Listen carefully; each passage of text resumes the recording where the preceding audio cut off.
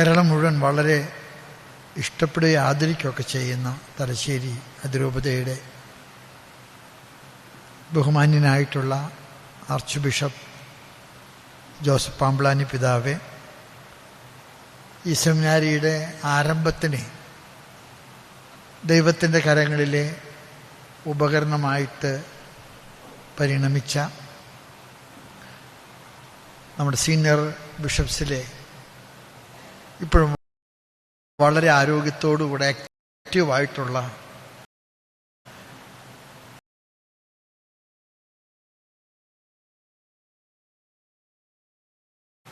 ബഹുമാനപ്പെട്ട ജോർജ് വലിയമറ്റം പിതാവെ, പ്രിയങ്കരനായിട്ടുള്ള ഞങ്ങളുടെ ജോസഫ് പണ്ടാരശ്ശേരി പിതാവെ, പ്രിയങ്കരിയായിട്ടുള്ള മദർ ജനറൽ സിസ്റ്റർ ജസീന്ത,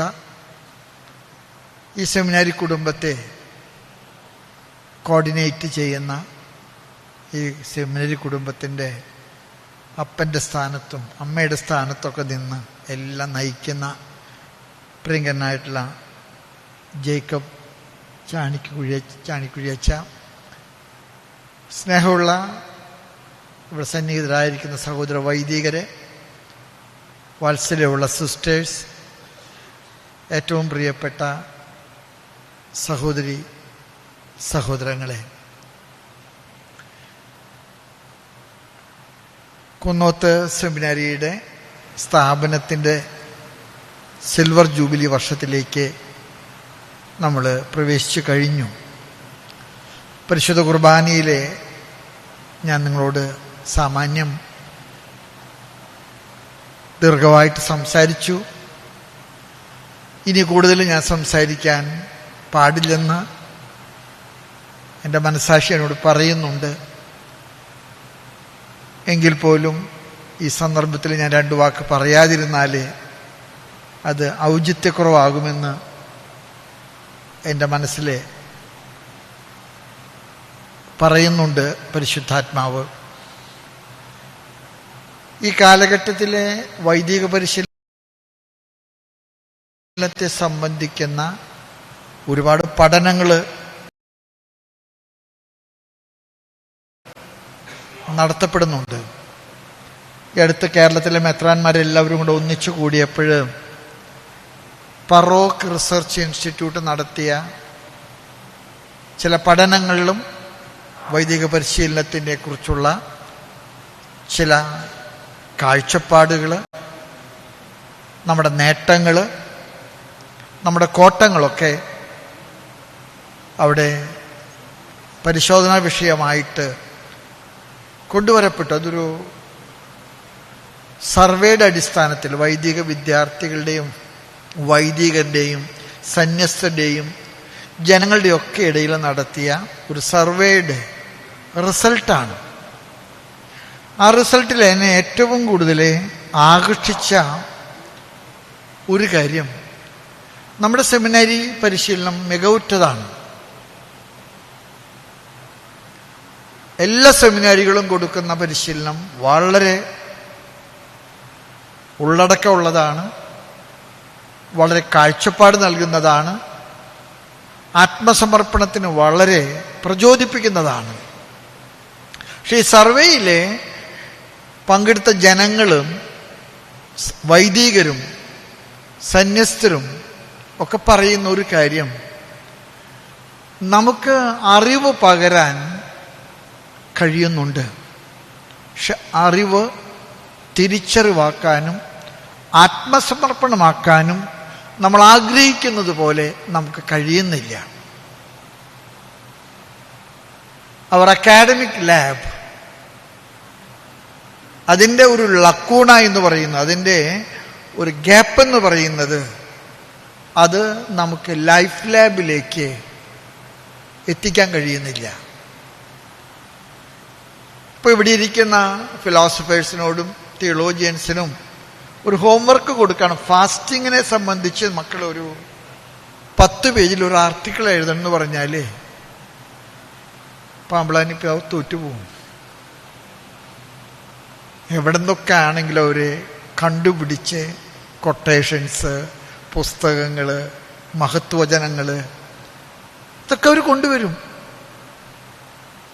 നമ്മുടെ അക്കാഡമിക് ലാബ് എനിക്ക് തോന്നുന്നു വളരെ മനോഹരമാണ്. പക്ഷേ വിശപ്പ് അനുഭവിച്ച ഒരു വൈദികൻ, സാമ്പത്തികമായിട്ട് ഞെരുങ്ങിയ ഒരു വൈദികൻ, ആവശ്യങ്ങളിൽ എൻ്റെ ആവശ്യത്തിനപ്പുറത്ത് എൻ്റെ സഹോദരൻ്റെ ആവശ്യം കണ്ടെടുക്കുന്നതിലെ പരാജയപ്പെട്ട വൈദികരെ നമ്മുടെ കർത്താവ് പഠിപ്പിച്ച ഏറ്റവും മനോഹരമായിട്ടുള്ള ഒരു ഉപമയാണ്. ഒരു ചോദ്യത്തിന് മറുപടി പറഞ്ഞിട്ട് ആരാണ് എൻ്റെ അയൽക്കാരൻ എന്ന് ചോദിച്ചു. ആ അയൽക്കാരൻ്റെ കഥയിലെ 3 പേര് കടന്നു പോകുന്നുണ്ട്. ഞാൻ പറയുമ്പോൾ ഭംഗ്യാന്തരേണ പറയുന്നതാണ്. പരിശീലന രംഗത്ത് എനിക്കുള്ള വളരെ തുച്ഛമായ അറിവ് വെച്ചിട്ട് ഞാൻ പറയുകയാണ്. അതിലാദ്യം കടന്നുപോയത് ഫിലോസഫിക്കാരനാണ്. അവനയാളെ കണ്ടു.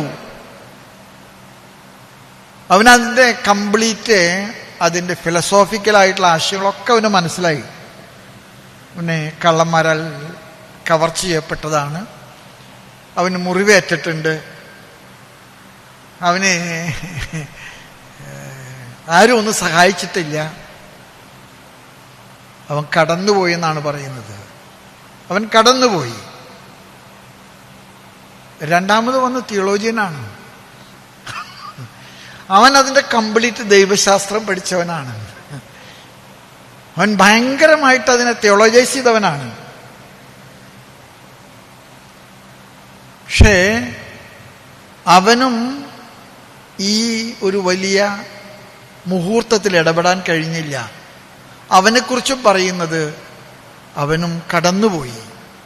ആ കടന്നുപോയി എന്ന വാക്കിൻ്റെ പിറകില് ഒരുപാട് വ്യംഗ്യാർത്ഥമുണ്ട്. It was not my problem,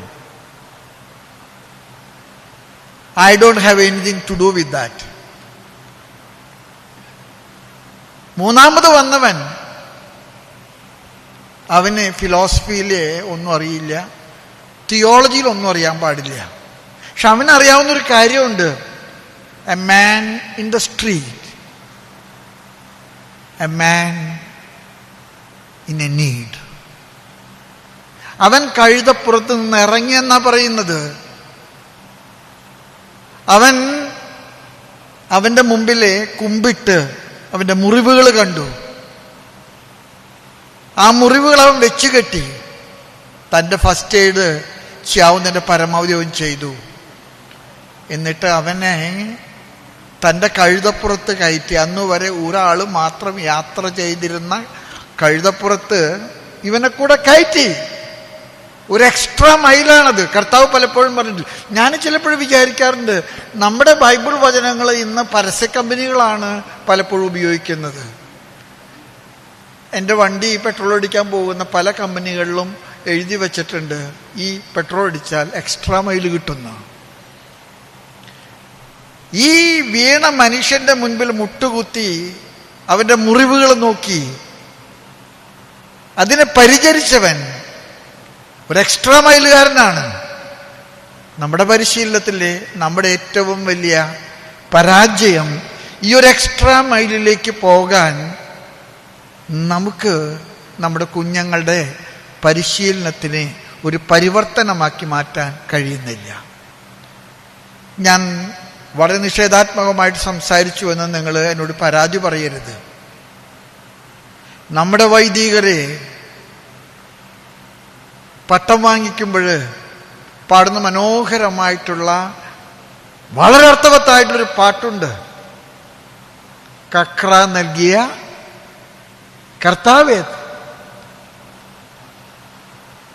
പട്ടമെന്ന് പറയുന്നത് താലന്തുകൾ കൈമാറുന്ന കർത്താവിൻ്റെ ഒരു വലിയ സാധ്യതയാണ്. ഈ കക്രാകള് മറ്റുള്ളവർക്ക് വേണ്ടി ചെലവഴിക്കാൻ നമുക്ക് നൽകപ്പെട്ട കക്രാകളാണ്. ഇത് നമുക്ക് നൽകപ്പെട്ടിരിക്കുന്നത് പലപ്പോഴും അമ്മയാകാനാണ്. പലപ്പോഴും അപ്പനാകാനാണ്, പലപ്പോഴും അയൽക്കാരനാകാനാണ്. ഈ ഒരു എക്സ്ട്രാ മൈലിലേക്ക് നമ്മുടെ വൈദിക പരിശീലനം മാറ്റപ്പെടാൻ നമുക്ക് കഴിയാത്തതാണ് പലപ്പോഴും നമ്മുടെ പരാജയം. ഞാൻ ചിലപ്പോഴൊക്കെ വിചാരിക്കാറുണ്ട്, നമ്മുടെ സെമിനാരികളൊക്കെ വളരെ വളരെ അക്കാഡമിക്കായിട്ട് മുന്നോട്ട് പോയി. പക്ഷെ നമ്മുടെ പരിശീലനം വളരെ പ്രാഥമികമായിട്ടും പ്രാകൃതമായിട്ടും നിലകൊണ്ടൊരു കാലഘട്ടത്തിൽ പട്ടം കിട്ടിയ നമ്മുടെ വൈദികരെ കുറിച്ചൊക്കെ നിങ്ങൾ ചിന്തിച്ചു നോക്കിയേ. നിങ്ങളെപ്പോലെ ഫിലോസഫിയിലെ അവർ തീസിസ് ഒന്നും എഴുതിയിട്ടില്ല, തിയോളജിയിലെ അവർക്ക് ബൈബിൾ ഒന്നും പഠിച്ചിട്ടില്ല. പക്ഷെ അവർക്ക് ചില കാഴ്ചപ്പാടുകൾ കൈമാറ്റം ചെയ്യാൻ കഴിഞ്ഞിട്ടുണ്ട്. അതുകൊണ്ട് തന്നെ ഞാൻ പറയും, formation is not mere information. Formation is the challenge of ട്രാൻസ്ഫോർമേഷനാണ്. തലയ്ക്കകത്തുള്ളത് ഹൃദയത്തിലേക്ക് ഒഴുകുന്നത്, തലയിൽ നിന്ന് താടിയിലേക്കും വസ്ത്രത്തിൻ്റെ വിതുമ്പുകളിലേക്കും ഒലിച്ചിറങ്ങുന്ന അഹറോന്റെ തൈലം പോലെ നമ്മുടെ പരിശീലനം മാറ്റപ്പെടണമെന്ന് ഇതാണ് ഗുഡ് ഷെപ്പേർഡ് സെമിനാരിയുടെ സിൽവർ ജൂബിലിയുടെ മുൻപിലുള്ള ഏറ്റവും വലിയ ചാലഞ്ച്. നമ്മുടെ വൈദികരെ ഇവിടുന്ന് കടന്നു പോകുമ്പോൾ അവരെ മാറ്റപ്പെട്ട മനുഷ്യരായിട്ട്, വിശപ്പിനെ കുറിച്ച് പ്രസംഗിക്കുന്നവരാകെ മാത്രമല്ല, വിശപ്പ് അനുഭവിക്കുന്നവരെ, പണം മിതമായിട്ട് ഉപയോഗിക്കണമെന്ന് ആളുകളെ പറഞ്ഞു മനസ്സിലാക്കുന്നവർ മാത്രമല്ല, പണത്തിൻ്റെ കാര്യത്തിൽ കൃത്യതയോടുകൂടെ മിതത്വം പാലിക്കുന്ന ഒരു ശൈലി. ആ ശൈലിയിലേക്ക് എത്താൻ നമ്മുടെ പരിശീലനത്തിന് കഴിയണമെന്നുള്ളതാണ് എനിക്ക് തോന്നുന്നത്. വൈദിക പരിശീലനത്തിലെ ഒപ്താത്താം തോസീസും പസ്തോറസ് ദാബോ ഓബിസൊക്കെ നമ്മുടെ മുൻപിൽ വെക്കുന്ന ഒരു വലിയ ചലഞ്ചുണ്ട്. ആ ചലഞ്ച് എന്ന് പറയുന്നത്, ഒരു വൈദികൻ സത്വബോധം സൂക്ഷിച്ചുകൊണ്ട് സഹയാത്രികർക്ക് അയൽക്കാരനാകുന്ന വിധം. അതുകൊണ്ട് തന്നെയാണ് വൈദികനെ നൽകിയ ഏറ്റവും വലിയ നിർവചനം അതിന് വിട്ടൊരു നിർവചനം ആർക്കും തരാൻ കഴിഞ്ഞിട്ടില്ല. A priest is alter Christus. അവൻ മറ്റൊരു ക്രിസ്തുവാണ്. അതിലേക്ക് എത്തിക്കുന്ന ഒരു നമുക്കുണ്ടാകണമെന്ന് ഞാൻ വിശ്വസിക്കുന്നു. എനിക്ക് പരിചയമല്ല, ഞങ്ങളുടെ രൂപതയിലുള്ളൊരു ദൈവദാസനെ കുറിച്ചൊന്ന് പറയാൻ. ആ ദൈവദാസൻ തൃശ്ശൂക്കാരനായതിൻ്റെ പേരിൽ, തൃശ്ശൂക്കാരനല്ല, അദ്ദേഹം by birth he's from Chalakudy, Irinjalakuda. പക്ഷെ അദ്ദേഹം മരിച്ചത് തൃശ്ശൂരിലാണ്. അദ്ദേഹത്തിനെ വിശുദ്ധനാക്കണമെന്ന് ഞങ്ങൾക്ക് അപേക്ഷ തന്നത് കന്യാസ്ത്രീകളല്ല, വൈദികരല്ല, ചേലക്കരയിലെ ഒരു കുഗ്രാമത്തിലെ ഹൈന്ദവരും മുസ്ലിമുകളും ക്രിസ്ത്യാനികളുമായിട്ടുള്ള മനുഷ്യരാണ് ബിഷപ്സ് ഹൗസിൽ വന്നത്. ഈ മരിച്ച അച്ഛൻ വിശുദ്ധനാണ്. ഞാൻ അദ്ദേഹത്തിൻ്റെ കഥ കൂടെ പറയാം. അദ്ദേഹം തച്ചുപറമ്പിൽ എന്ന് പറയുന്നത് ഇരിഞ്ഞാലക്കുടി രൂപതയിൽ ചാലക്കുടി ഫൊറോനയിൽ വളരെ വലിയ ഒരു തറവാട്ട് വീടാണ്. അപ്പന് ഒരുപാട് കാശുണ്ടായിരുന്നു. അപ്പൻ മോനെ വിളിച്ചിട്ട് പറഞ്ഞെടാ അന്തോണി, ഞാൻ സ്വത്ത് ഭാഗം വെക്കാൻ പോണ. അപ്പോൾ അച്ഛൻ പറഞ്ഞു, എനിക്കൊന്നും വേണ്ടപ്പാ, ഞാൻ അച്ഛനല്ല, എനിക്ക് വേണ്ട. എടാ, ഞാൻ മരിച്ചു കഴിഞ്ഞിട്ട് നീ നക്ഷത്രം എണ്ണു, അതുകൊണ്ട് നിനക്ക് എല്ലാവർക്കും കൊടുത്ത അത്ര തന്നെ ഞാനും നിനക്ക് തരും. തച്ചുപറമ്പലച്ചൻ അന്ന് ഞങ്ങളുടെ വടക്കാഞ്ചേരി പള്ളി ഫൊറോന വികാരിയാണ്. നിങ്ങൾക്കറിയാം, വടക്കാഞ്ചേരി കഴിഞ്ഞിട്ടാണ് പിന്നെ ഷൊർണൂരൊക്കെ എത്തുന്നത്, അതിർത്തിയാണ്. അന്ന് കുടിയേറ്റക്കാരെ ചേലക്കരയിലേക്ക് മീനിച്ചിലാറിൽ നിന്ന് കുടിയേറിയിട്ടുണ്ട്. പിതാവിനോട് അപ്പൻ്റെ കയ്യിൽ നിന്ന് കാശ് കിട്ടിയപ്പോൾ അദ്ദേഹം പറഞ്ഞു, അപ്പാ ഞാനൊരു കാര്യം പറയട്ടെ, ഞാൻ ഒന്ന് മാറ്റം ചോദിക്കാൻ പോകും പിതാവിനോട്. അപ്പം അപ്പം പറഞ്ഞേടാ, നീ ഒല്ലൂർക്കോ തൃശ്ശൂർ പുത്തമ്പള്ളിയിലേക്ക് മാറ്റം ചോദിച്ചോളൂ. പിതാവിന് നല്ല ഇഷ്ടമാണ്. അച്ഛൻ പോയി ചോദിച്ചത് എനിക്ക് വടക്കാഞ്ചേരി എന്ന് ചേല. ഇപ്പൊ പിതാവ് ചോദിച്ചു, അവിടെ ഒന്നും നമുക്കില്ലല്ലോ അച്ഛാ, അവിടെ എന്താ ഉള്ളത്? നമുക്ക് ഒന്നും ഇല്ലല്ലോ. അവിടെ തെക്കു ഭാഗത്തുനിന്ന് കുടിയേറിയ കുറെ പാവപ്പെട്ട മനുഷ്യർ വന്നിട്ടുണ്ട്, ഞാൻ അങ്ങോട്ട് പോവുക. ഇന്ന് ചേലക്കരയിലെ സിസ്റ്റേഴ്സിന്റെ കോൺവെന്റുകൾ, അവിടുത്തെ ഗവൺമെന്റ് ആസ്പത്രി, അവിടുത്തെ പഞ്ചായത്ത്, അവിടുത്തെ സർവ്വ മനുഷ്യരുടെ വീടുകള്, അവിടെ എല്ലാം തന്നെ അച്ഛൻ വീട്ടിൽ നിന്ന് കൊണ്ടുപോയി കാശ് കൊടുത്തു തീർത്തതാണ്.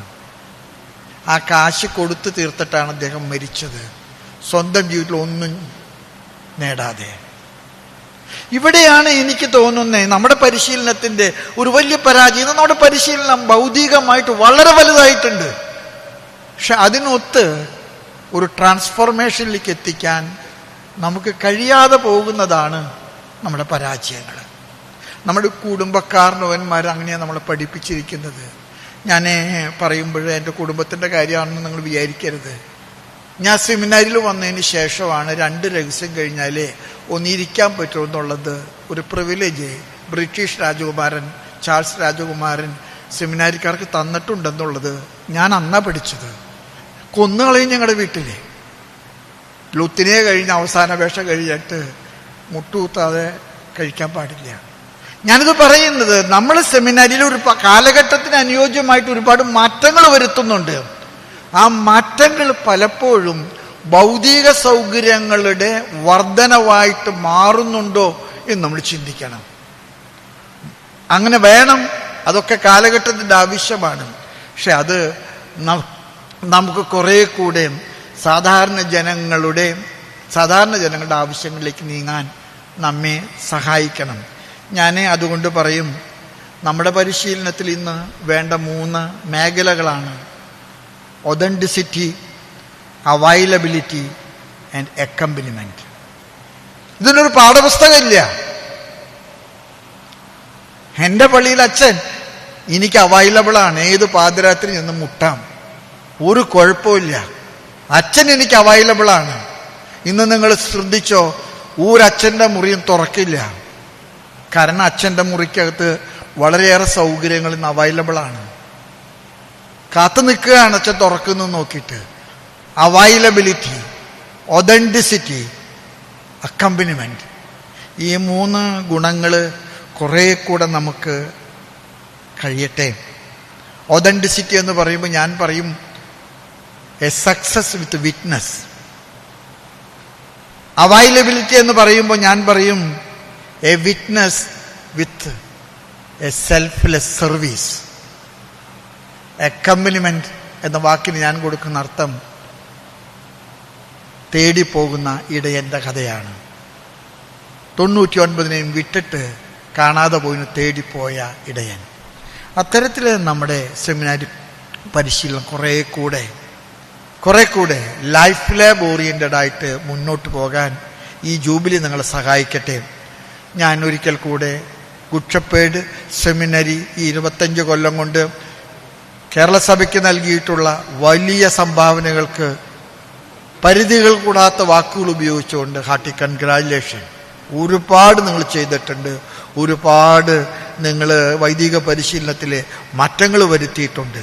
പക്ഷെ ഈ മാറ്റങ്ങൾ നമ്മുടെ ജീവിതത്തെ പരിവർത്തനപ്പെടുത്തുന്ന ചാലകശക്തിയായിട്ട് മാറാൻ നമുക്ക് കഴിഞ്ഞാൽ ഈ ജൂബിലി 50 കഴിയുമ്പോൾ നമ്മൾ കുറേ കൂടെ തച്ചുപറമ്പിലച്ഛന്മാരെയും അർമണ്ട് മാധവത്തച്ഛനെ പോലെയുള്ള അച്ഛന്മാരെ സൃഷ്ടിക്കുന്ന ഒരു സ്ഥലമായിട്ടിത് മാറും. എല്ലാവർക്കും അഭിനന്ദനങ്ങൾ. ദൈവം നിങ്ങളെ അനുഗ്രഹിക്കട്ടെ. പിതാവിന് വേണ്ടി പ്രാർത്ഥിക്കണം. ഞങ്ങളൊക്കെ കടന്നു പോകുന്ന വലിയ വിഷമങ്ങൾ നിങ്ങൾക്കറിയാമല്ലോ. നിങ്ങളതൊക്കെ ഓർക്കണം, നിങ്ങൾ പ്രത്യേകം പ്രാർത്ഥിക്കണം. Thank you very much. God bless you.